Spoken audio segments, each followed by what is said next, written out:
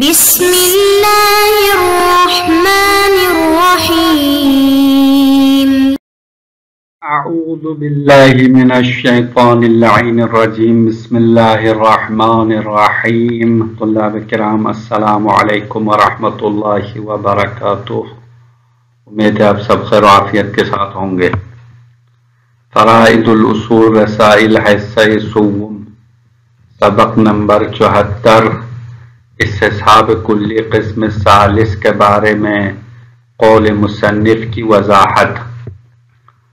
کلی قسم ثالث میں استصحاب جاری ہونا یا نہ ہونے کے سلسلے میں 3 اقوال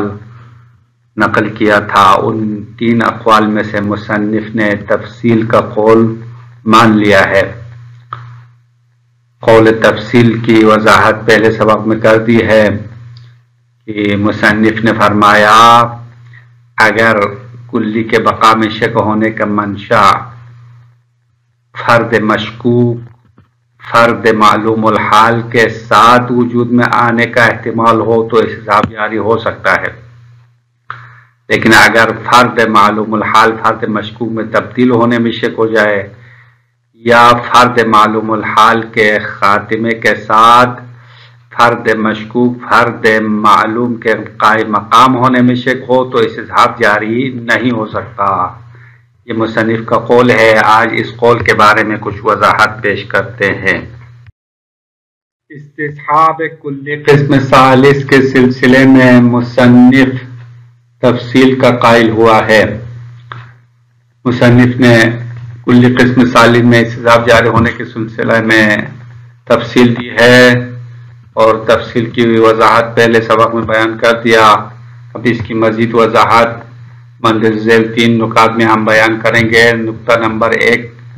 یہ ہے کہ کلی قسم ثالث میں شک کا منشا فرد میں تبدیلی ہو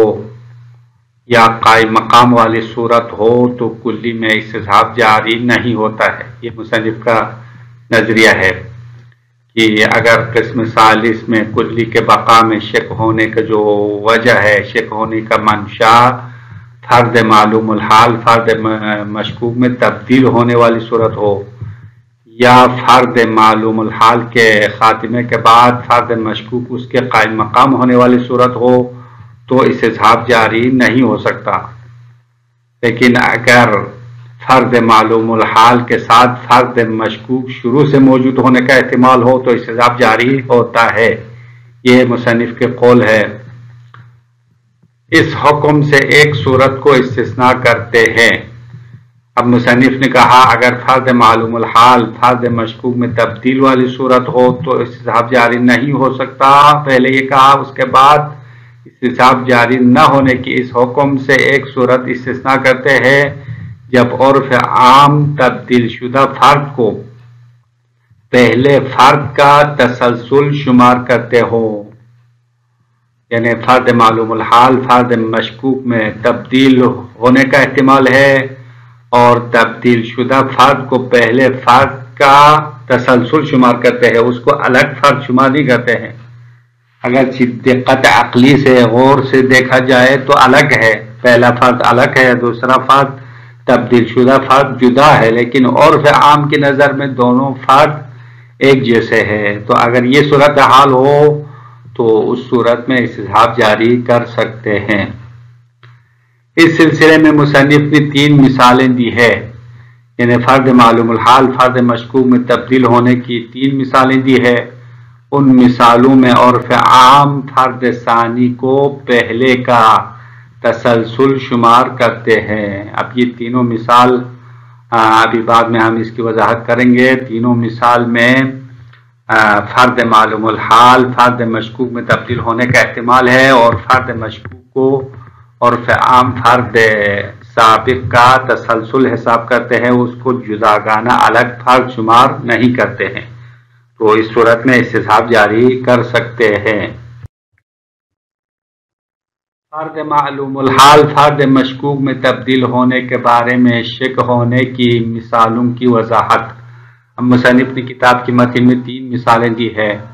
فرد معلوم الحال فرد مشکوک میں تبدیل ہونے کا احتمال ہے اور اس صورت میں استصحاب جاری کر سکتے ہیں. اس سلسلے کی پہلی مثال یہ ہے کہ اگر انسان کو معلوم ہو کہ ایک جگہ پر سواد شدید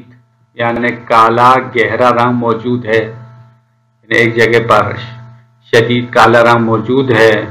پھر اس کالے رنگ کے بارے میں شک ہوتا ہے کہ کیا وہ کالا رنگ سفیدی میں تبدیل ہو چکا ہے یا گہرا کالا رنگ کم رنگ کالا رنگ میں تبدیل ہو چکا ہے۔ پھر کچھ مدت گزرنے کے بعد انسان کو شک گزرتا ہے کہ آیا وہ سواد یعنی جو کالا رنگ ہے وہ سفید رنگ میں مکمل بدل گیا ہے یا کالا رنگ باقی ہے، اما پہلا گہرا رنگ تھا کالا، اب یہاں کم رنگ ہو گیا ہے، اس کے رنگ میں کمی آ گئی ہے، تو یہ مشکوک ہے، پتہ نہیں چل رہا ہے۔ تو اس صورت میں کالا رنگ کی بقا کا استصحاب کر سکتے ہیں۔ اب یہ پہلا کالا گہرا رنگ ہے اور بعد میں کم رنگ ہے، تو دونوں عقل کی نظر میں الگ ہے، دونوں افراد الگ ہے، مستقل حساب ہوتے ہیں، تو استصحاب جاری نہیں ہونا چاہیے، لیکن عرف عام میں دونوں کو کالا ہی کہتے ہیں،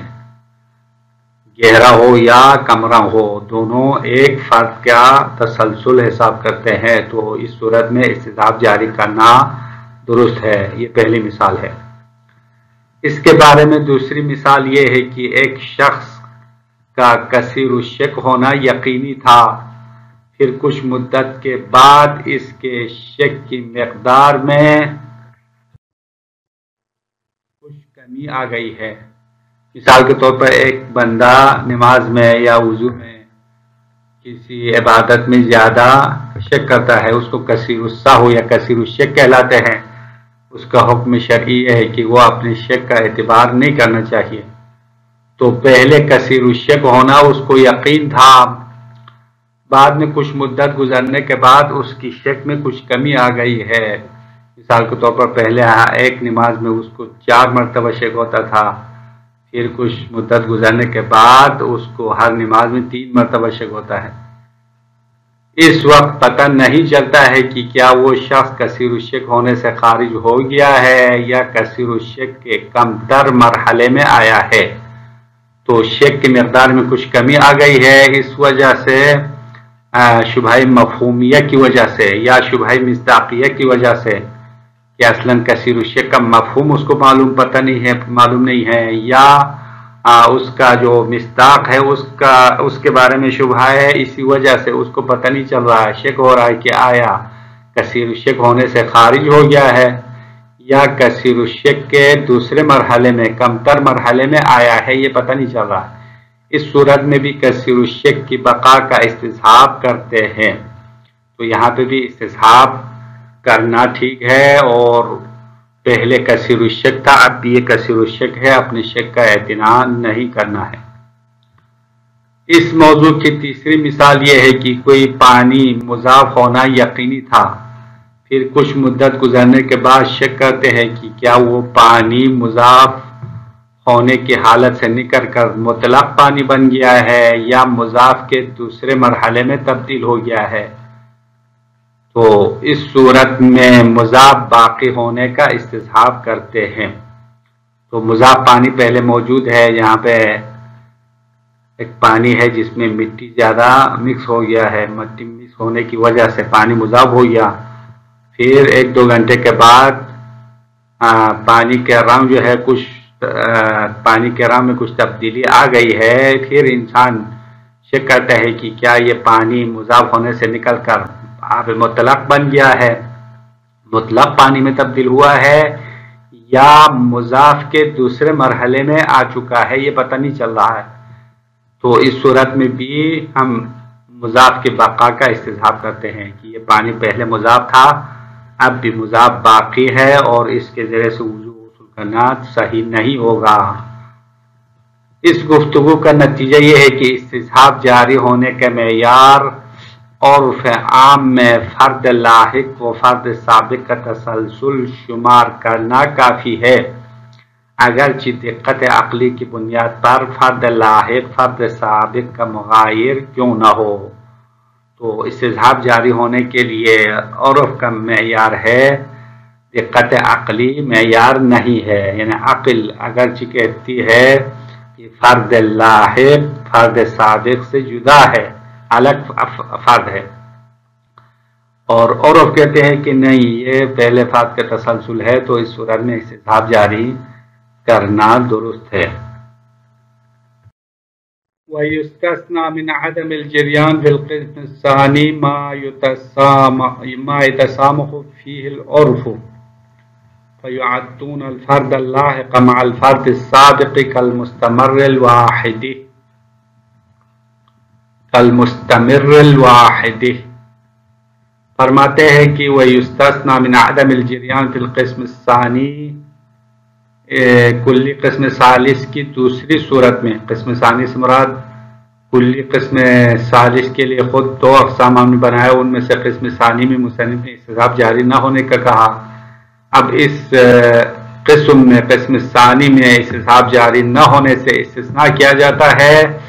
ما یتسامح فیہ العرف، وہ صورت استثناء کیا جاتا ہے جس میں عرف تسامح کرتا ہے، عرف جو ہے چشم پوشی کرتا ہے، تسامح کرتا ہے۔ فَيُعَدُّونَ الْفَرْدَ اللَّاحِقَ مَعَ الْفَرْدِ السَّابِقِ، تو عرف فرد لاحق کو یعنی بعد والے فرد کو، تبدیل شدہ فرد کو فرد سابق کے ساتھ کالمستمر الواحد ایک فرد کا تسلسل شمار کرتے ہیں، تو اس صورت میں استصحاب جاری ہو سکتا ہے۔ اب اس کی مثالیں دیتے ہیں، مثل ما لو علم السواد الشدید فی محل، جیسے کہ اگر یہ بات معلوم ہو کہ ایک جگہ پر سواد شدید موجود ہے، یعنی گہرا کالا رنگ موجود ہے، وشک فی تبدلہ بالبیاض، اور اس سواد شدید کا سفیدی میں تبدیل ہونے میں شک کرے، او بسواد اضعف من الاول، یا شدید کالا رنگ جو ہے کمزور کالا رنگ میں تبدیل ہونے کا احتمال ہوا، شک ہو گیا، فَإِنَّهُ يُسْتَصْحَبُ السَّوَادُ، بے شک اس صورت میں سواد کا استصحاب کیا جاتا ہے،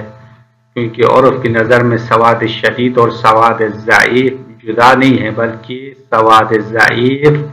کمزور اور کم رنگ جو کالا ہے اسی سواد شدید کا ایک فرد شمار ہوتا ہے۔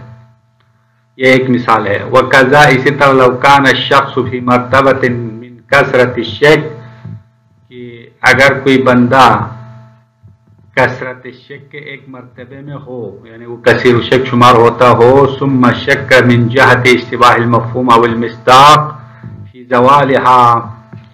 پھر وہ بندہ وہ شخص شک کرتا ہے اشتباہ مفہومی کی وجہ سے، اصلاً کثیر الشک کا مفہوم اس کو پتہ نہیں ہے، یا مصداق میں شک ہونے کی وجہ سے اس کے لیے شک ہوتا ہے، فی زوالہا، کثرت کے زائل ہونے کے بارے میں، او تبدلہا الی مرتبۃ دونہا، یا کثرت شک جو ہے اس پہلے مرتبے سے کمتر مرتبے میں تبدیل ہونے کا شک ہوتا ہے، تو اس صورت میں بھی کثرت شک کا استصحاب جاری کرتے ہیں، یعنی پہلے کثیر الشک تھا اب بھی کثیر الشک ہے۔ او علم اضافت الماء، یا کسی مائع کا یعنی کسی پانی کا مضاف ہونا معلوم ہو، پہلے پانی مضاف ہونا یقینی ہو گیا، ثم شک فی زوالہا، پھر اس اضافہ کے زائل ہونے کا شک کرے، او تبدلہا الی فرد آخر من المضاف، یا مضاف ہونا زائل نہیں ہوا ہے بلکہ وہ اضافہ تبدیل ہوا ہے فرد آخر من المضاف، مضاف کے ایک اور فرد کی طرح، یعنی مضاف کے دوسرے مرحلے میں کمتر مرحلے میں آ گیا ہے، یہ پتہ نہیں چل رہا ہے، شک ہو رہا ہے، تو اس صورت میں استصحاب جاری کر کے اس پانی کو، اس مائع کو اب بھی مضاف شمار کرنا ہے۔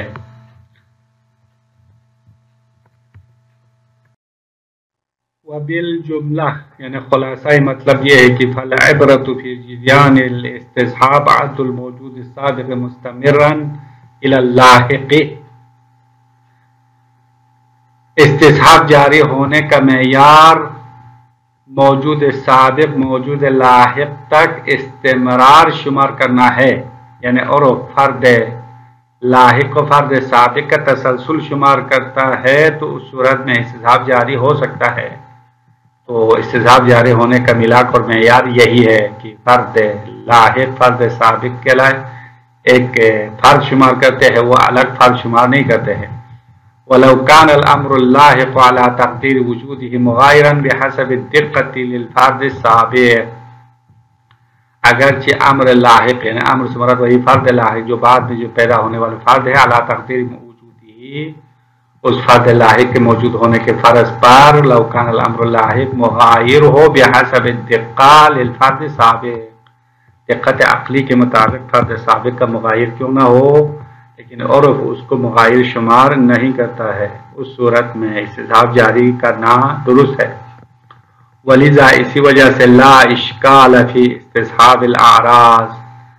تو اس قانون کے مطابق اعراض جمع عرض ہے، عرض مثلا رنگ، بو، ذائقہ، یہ سب اعراض ہے، تو اعراض کا استصحاب کرنے میں کوئی اشکال نہیں ہے۔ حتی علی القول فیہا بتجدد الامثال، یہاں تک کہ اس قول کے مطابق بھی استصحاب جاری کر سکتے ہیں جو اعراض کے بارے میں تجدد امثال کے قائل ہے، یعنی بعض علماء اعراض کو امر ثابت نہیں مانتے ہیں، بلکہ اعراض یعنی ہر سیکنڈ ہر وقت تبدیل ہوتا رہتا ہے۔ ظاہراً انسان کو ایک رنگ نظر آتا ہے، لیکن دقت عقلی کے مطابق ہر سیکنڈ میں ہر وقت وہ تبدیل ہوتا رہتا ہے، تو تجدد امثال کے قول کے مطابق بھی اعراض میں استصحاب جاری کرنا درست ہے۔ اما اعراض میں دوسرا قول، اعراض امر ثابت فرض کرتے ہیں، تو اس صورت میں تو کوئی اشکال نہیں ہے، اس میں گفتگو نہیں ہے، لیکن تجدد امثال کی صورت میں بھی استصحاب جاری کر سکتے ہیں، کیونکہ عرف میں فرد ثانی کو فرد لاحق سے الگ شمار نہیں ہوتا ہے۔ وَسَيَأْتِي مَا يُوَضِّحُ عَدَمُ ابْتِنَاءِ الْاسْتِصْحَابِ عَلَى الْمُطَاقَّةِ الْعَقْلِيَّةِ، اور عن قریب ایسی بات، ایسی تفصیل آئے گی جس میں بتایا جائے گا عدم ابتناء الاستصحاب علی المطاقۃ العقلیہ، استصحاب کی بنیاد دقت عقلی پر نہیں ہے، استصحاب جاری کرنے کے لیے مسامحہ عرفی کافی ہے، دقت عقلی کی ضرورت نہیں ہے۔ اس بات کی وضاحت عن قریب آنے والی ہے۔ السلام علیکم ورحمۃ اللہ وبرکاتہ۔